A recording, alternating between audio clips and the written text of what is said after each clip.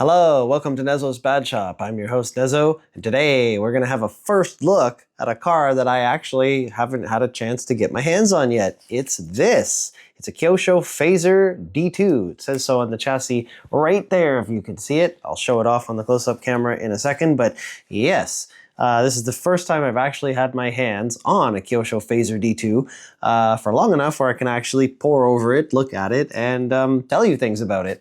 And this particular car has come from an anonymous viewer, which chose to remain anonymous. But they wanted to donate their car for a video and to be featured on the channel. And particularly because it's a Kyosho Fazer D2, I thought, well, I'll do a first look and we'll do an overview of it. Can't unbox it because it's already unboxed, and it's not really RTR anymore, and I don't remember which version the owner said it was when it was the original. There's four versions. There's a kit version, and then there's three RTRs. There's pickup truck, the AE86 old Panda Torino car, and a newer GT86, I think it is. Yeah, GT86, GR86, whatever it is. I think it's a GT86. It's red anyway on the package. That's the newer body version. But yeah, this car has had a couple things done to it. One, all the electronics and radio system has been replaced. The body set has been replaced. This is the owner's body. Shout out to him. It's very nice. It's a Fairlady Z. Gives me Wangan Midnight vibes. Very nice. I'll put it on the car later on. And they changed the radio system to a FlySky Noble NB4 Plus. Good all-around radio. Works really good. So I'll just put it over there. Oh, and close-up camera is not with us. There we go. Okay. Close-up camera decided to take a little nap there. It's back. Anyways, so what can I tell you about this car first? Well, it definitely gives off the vibes of a couple different cars. There's a few different influences here, inspirations, we'll say. The first is the front end. A lot of this reminds me kind of the Reeve D RDX, especially in the front knuckles here, which I'll get to on the close-up camera. So let me grab the close-up camera now that it's staying alive, and I'm going to grab it this way. So here's the close-up camera, and I've got the car in here. I'm just spinning it around on the rear knuckle there. So there's the front end. It has a lot of Reeve D influence and inspiration. And that's a good thing because the front end on that car works particularly well. And the few times I've actually driven one of these Kyosho Fazer D2s has only been like maybe 2 or 3 times, and I've only been able to do it for maybe 5 minutes. They seem to work okay. I drove one that was out of box, and it worked all right with all box stock electronics, but I had no idea what people were doing to it the day. So it drove kind of okay. The next one I drove was slightly modified, and then this one, which I've driven for a couple of minutes, it's also been modified. So I have not done anything to this, but the owner does wish for me to do a light tuning on this car, so we will be able to do that at some point, or I will be able to do that, I should say. Might be able to feature it on a shakedown with its light tune and see how it goes from there. So if I move back to the front end here, take a look at the front knuckles. Do those look familiar to any of you? Well, they definitely remind me of the Reeve D RDX knuckle because of the front pivot ball there. See how it mounts on the underside of the chassis right here, the underside of the knuckle, I should say. And the front caliper, brake disc caliper would mount there, but the owner has taken those off. He didn't want them to rub on the disc, I guess, or something, or they were hitting the wheel. I don't know. He took them off. Anyways, they're no longer on here. What else can I tell you about this particular Fazer D2? If we look in here, woo, look, shiny red aluminum. I'm not sure if that's a Kyosho upgrade or if it's a Racing upgrade. There are several upgrades that do exist for this platform now, both from Kyosho and from Racing, and I think other brands will get on the train for that. But that has already been upgraded, so this is no longer box stock. Okay, so that's that. Like I said, all the electronics have been upgraded. We'll go through them in a second. The shocks, I believe, are factory. I think they're the same plastic oil filled with aluminum cap, but the springs have been changed out, and the owner has provided me with a spring kit, which is off camera. But yes, that'll be for a bit of tuning shortly after this video, probably within the next day or so. So other than the Reeve D influence in the front, which we can see, the overall car does kind of remind me a lot of the previous Yokomos and even still the RDX. There's a lot more bulk in the middle of the chassis, both here and where the battery tray and area is. Transmission's very similar. And the current owner, he has moved the motor upwards. It comes set downwards around here, and also with a gear cover has also been removed.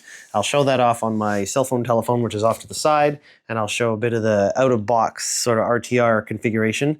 So here in the rear end, same factory shocks with changed out springs. Everything else back here is original as far as I know. Wheels and tires have been changed out as well. I should have noted that right away. Those are no longer the factory wheels and tires. So those have been changed out. Now look, we got fixed links back here, very similar to the RDX kit and a couple other kits, but there are a lot of other kits that do provide turnbuckles. Like back, if we look up in the front here, there's no turnbuckle here, just like a threaded rod probably under there or a screw. Here we have a turnbuckle, but it's a very kind of proprietary turnbuckle. I think that might be a Kyosho kind of special thing, the way that one looks right there. But we could change these out at any point. I might even do in the light tune. But anyways, also looking back here, these big, beefy looking dog bones, and that is what they are. See, look, there's the transmission side or the diff side of the dog bone. And then on, if I spin the car back around, yeah, there we go. Can I get the other side? There it is. There's the wheel side of the dog bone. So these probably won't last very long, especially if we enable boost on this thing or whatever. I don't see these plastic dog bones lasting too long. This is a spool differential back here, so that's all right. You get a spool diff in the RDX and several other kits. But when I was feeling the spool diff, all I can feel is the plastic kind of bending and twinging. So that's a bit of a weak point. It's something to look out for if you have one of these cars. You may want to upgrade these to CVDs right away, whether Kyosho offers it or another brand offers it. You're definitely going to want to do that. So think of something to think about. There is some adjustments here or there, like on the shock tower and stuff for positioning and on the rear knuckles, rear uprights. They look very similar to several brands, but they're a little bit different in design, but there are some similarities. The rear arms, they are similar. Let me flip the car sort of on its lid here. The rear suspension is similar in the arm design, but it is different because it is adjustable. All this stuff adjusts for the adjustable wheelbase and adjustable chassis length as well. There's that. So adjustable chassis and adjustable arms, both front and rear. The front, basically, you do it by a ball cup. But in the rear here, the way the suspension mounts is similar to the front here, where the pin is held center by a set screw instead of toe block here and a toe block there. Same with the rear here. There's no toe block, no toe block. It's a center braced center mount with center set screw on the pins there to hold them in place. So this is a little bit different than a lot of cars like the Yokomo YD2 and the Reeve RDX.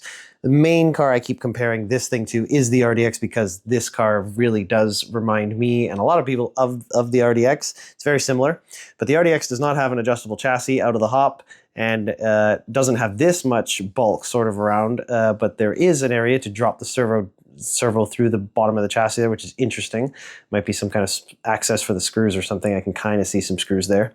So there's that. And yeah, what else can I tell you? Well, the battery is very similar positioned to where it is on most cars and most chassis.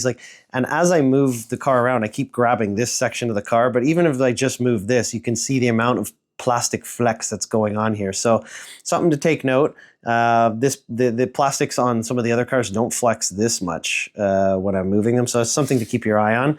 You may want to start upgrading this car sooner than later, but who knows? I'd love to get my hands on an RTR version and actually test it and see how well everything stands up to driving, abuse, and handing it around to multiple people.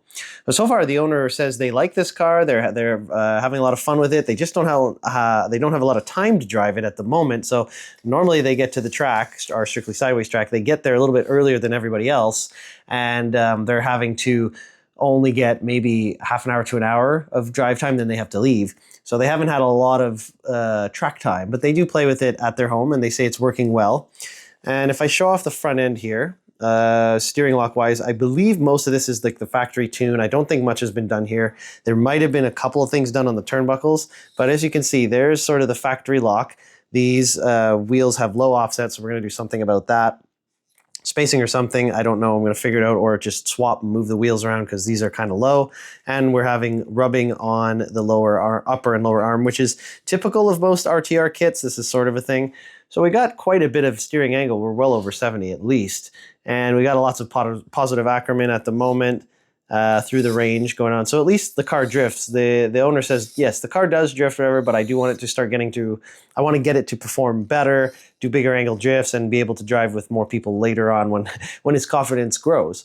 But otherwise, he's got a nice set of electronics in the car now, aside from the teeny bit of upgrades he's done around the car, magnet mounts and a few other little things I've already mentioned. So what electronics did he put in? Well, a Yokomo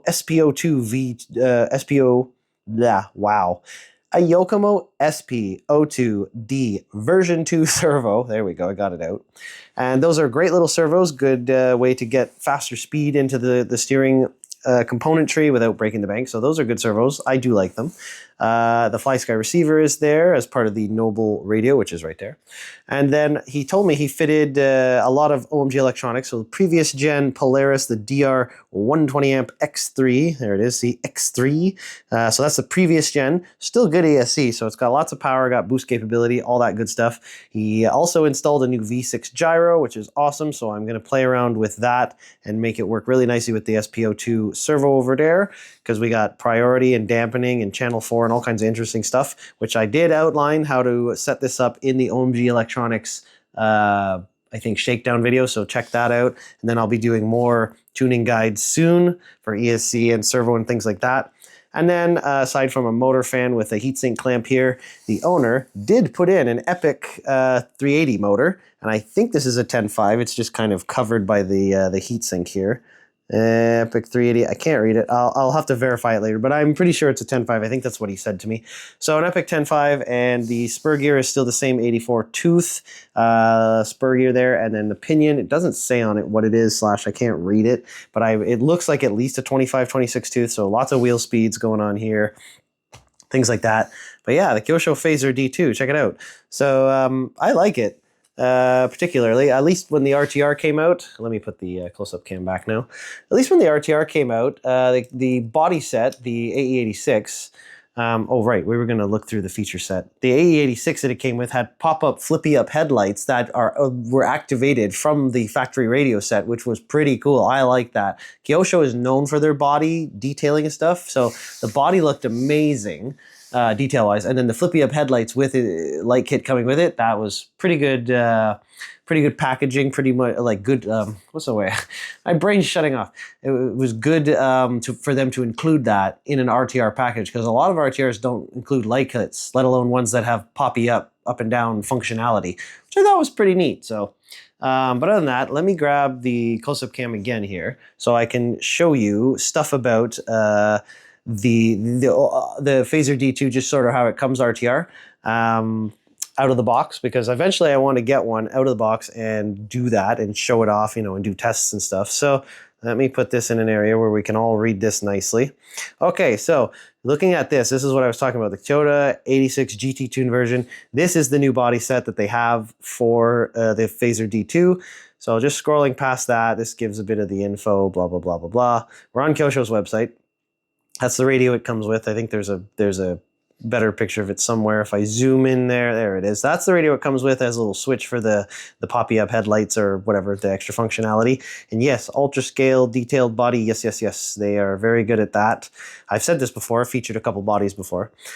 Anyways, other than the ultra scale detail realism, there's a light kit that it says is optional, but I believe on, what does it say? Body includes light buckets, allowing optional LED lights to install. Okay, so that version didn't come with lights, but the AE86 version did come with lights as far as I know, and you can still get it, I think. Replica raised wheels to complete that look. There's the disc brake and caliper thing. Calipers right there, wheel hubs, they're decorated as brake discs, which is cool. That's becoming a new norm, so we're going to see that a lot more. This says new body mounting system, which I'm not sure if this particular one, this car beside me, has all this. It looks very similar anyway. I think so. It's just new body mounting system compared to their other cars, the Kyoshos, I mean. So there's the chassis itself. And you can see some of the basic electronics there. There's the basic servo, the receiver, motor there, and the speed controls way back there. And there's that gear cover I was talking about, which has been removed already. What else? We scroll down, adjustable drift spec chassis, yes, 240 mil to 274 mil. That's something good to know. Short, normal, and long, they call it. And then with the different widths, you can change the arm lengths there and the rear arms like I was talking about. So that's kind of cool. That'll be fun to play with. 240 millimeter is very close to M chassis 239. So that could be a thing. Compatible with long and short battery types. Yes, most cars are now, which is good to know. There's the front componentry. There's the factory angle, which is pretty much what we saw there in that other shot I provided. Steering system. So there, see that, that's all plastic there. So the car that's beside me, that's been replaced with aluminum already. And it says here, 4-way adjustable caster angle, a 2-way adjustable Ackerman right in the part mounting right there. So you can do that like that. And if we change a couple of these parts around and some of the options, this is how we can achieve 4-way adjustable caster that way, which is kind of nice that we have that. It's not on a slider, but it's different hold positions, so it locks it in. Adjustable front roll center as well, very good. And then the rear componentry, adjustable motor mount, we saw that. The motor backplate, it's got lots of adjustments for different gears. That's per standard. The gearbox is a 4-gear idler gear system. Yep. And spool gear diff. Yep. We got that. Optional parts. Ball diff set or gear diff set. Ooh. Kyosho's been racing for time, so Kyosho, they kind of know what they're doing with this stuff. A ball diff in this car might be really, really good.